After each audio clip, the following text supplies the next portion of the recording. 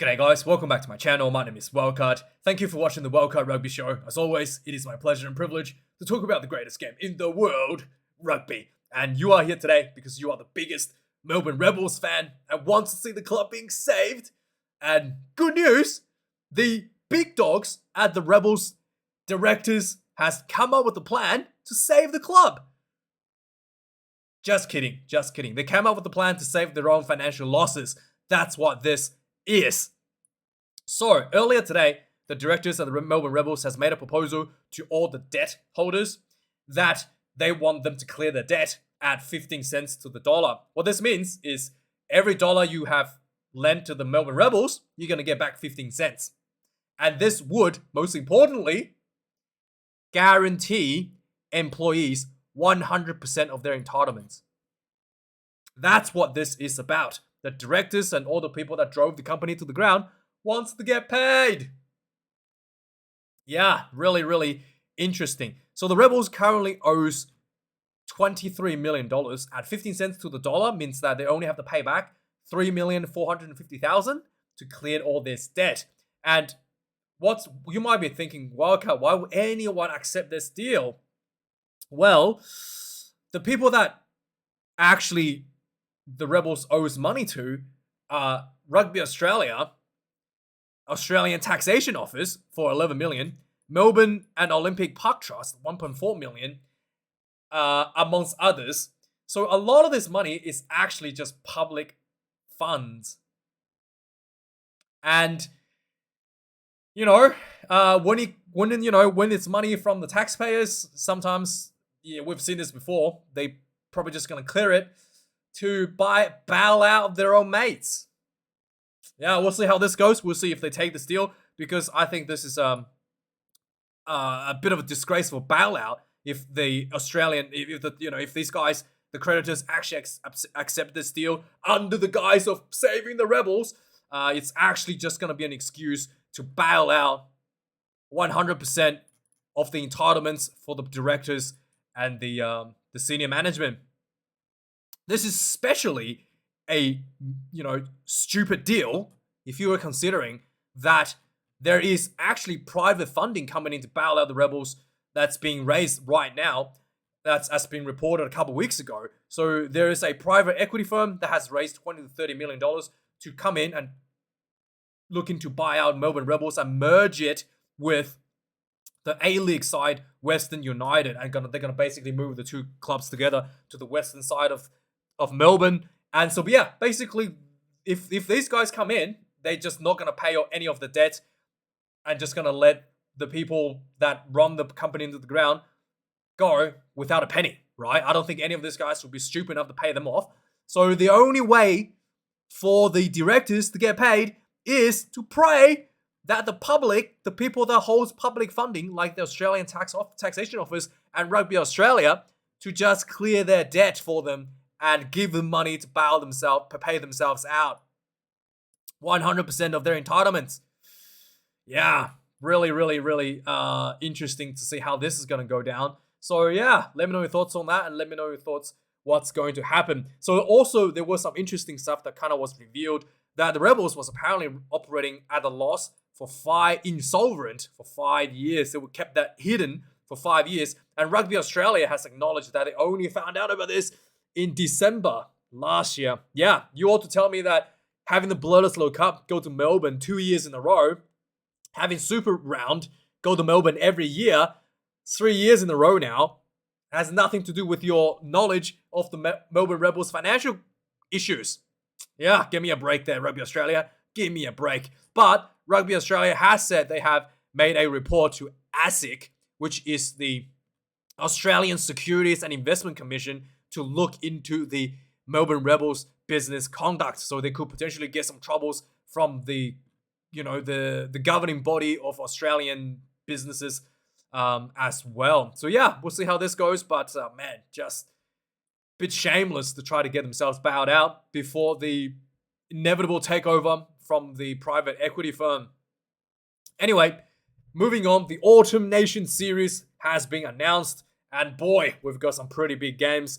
And some very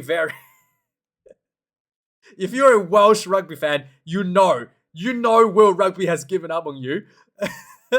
Because Wales is going to play the Wallabies again in November, and Fiji. I mean, Australia and Wales play at the Rugby World Cup. Fiji play Wales at the Rugby World Cup as well. And Australia is going to play Wales 2 games in the July Test series. So Australia would have played Wales 4 times in 12 months. you know rugby. World Rugby has given up on Wales in that matter. But that aside, the good news is, if they just get rid of Wales, all the rest of the matches are looking extremely good for the Autumn Nations series. So yes, we're going to open with England versus New Zealand versus the All Blacks, and Scotland versus Fiji on the first week. And then we go on to the second week, Ireland versus New Zealand versus the All Blacks, England versus Wallabies, oh boy, France versus Japan, Italy versus Argentina, Wales versus Fiji, and Scotland versus the Springboks.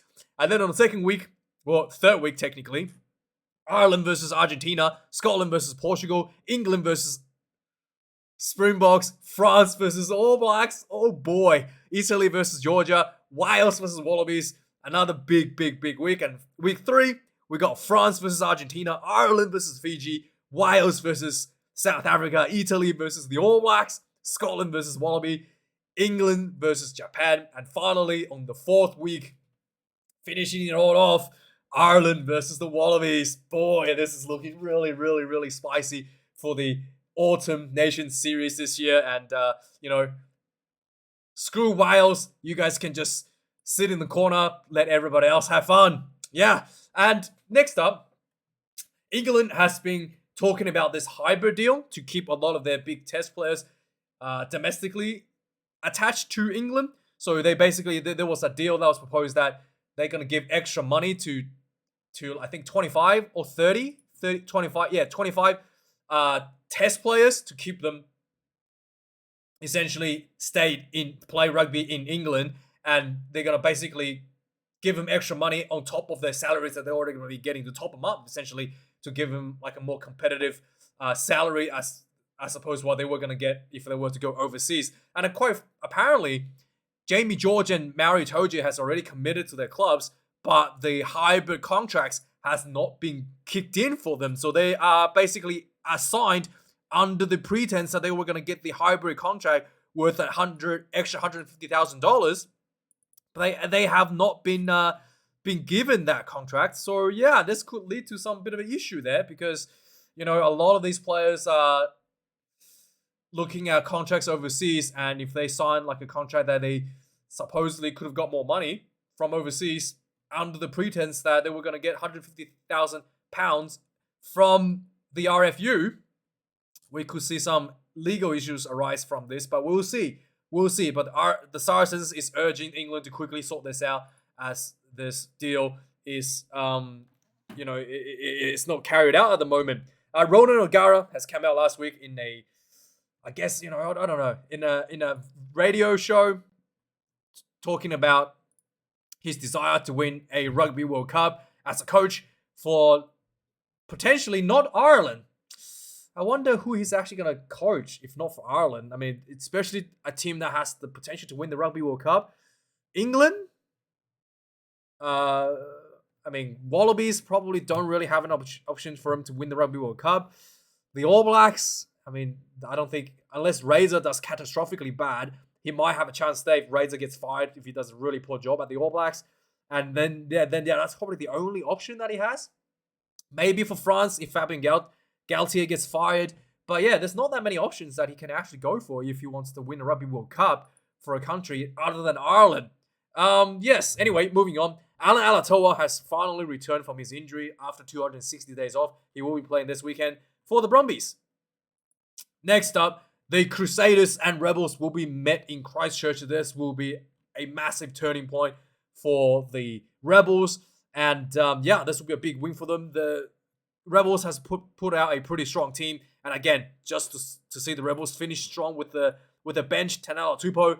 But they are up against a very, very, very strong Crusaders team this weekend with Scotty Barrett coming back in the jersey number 4. And, they've always had Owen Franks and George Bell coming off the bench and Joe Moody coming off the bench as that experienced, front rowers off the bench, but they really haven't felt the impact. So with Tupou coming on against Joe Moody, I don't know how that's going to go. But yeah, the most interesting selection, I guess, for the Crusaders is Rihanna ahead of, what was his name? The other 5'8".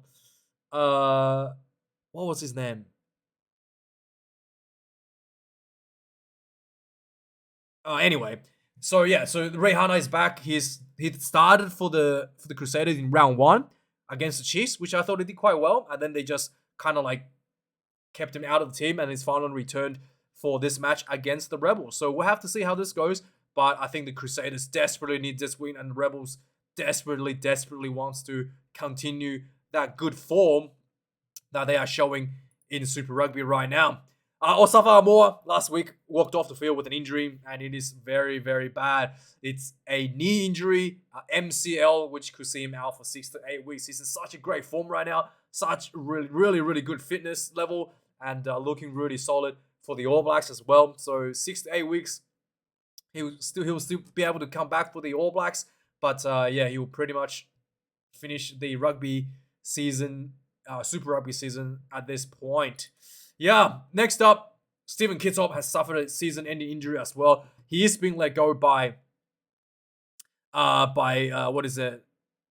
Ulster, and he's suffered a ASM injury, and he's been out. He's out for the rest of the season for Stephen Kitsoff.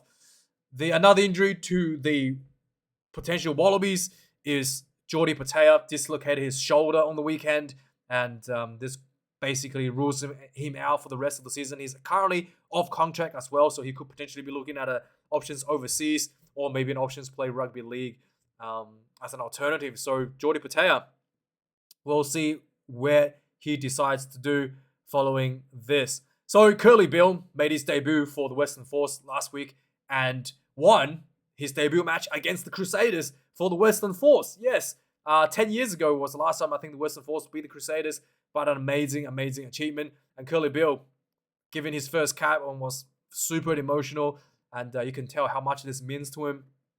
Almost broke out in tears, and really good to see this legend back playing rugby in such a decent form as well. Not a slouch out there on the field. So yeah, really good to see that back onto the field for Kurtley Beale. Moving on to URC, the Ospreys has put out a massive upset in Cape Town over the Stormers. I watched this game, half asleep. Damien Willemse wasn't playing. There was Stormers look very clunky, and Ospreys, put out a upset 27-21, and a lot of the Springbok fans would not be happy about that. So moving on to France, there has been more crackdown in terms of online abuse against the players. There was obviously the Australian guy that got arrested, not arrested, he was fined for abusing the referee. But the French has launched a platform enabling players to report abuse online towards them as well. So yes, the players are gonna get an opportunity to clear that up if they felt they were abused by the fans. Yeah. So next up, a big signing for the Springboks and for the Stormers. Fengberg Gomezulu has resigned to the URC, to the Stormers, till 2027. This guy is a very talented fly half, and we'll see where he goes coming up to the 2027 Rugby World Cup. We'll see how that goes. And Johan Goosen has been red carded following their match against Munster, which they lost 27-22 at home.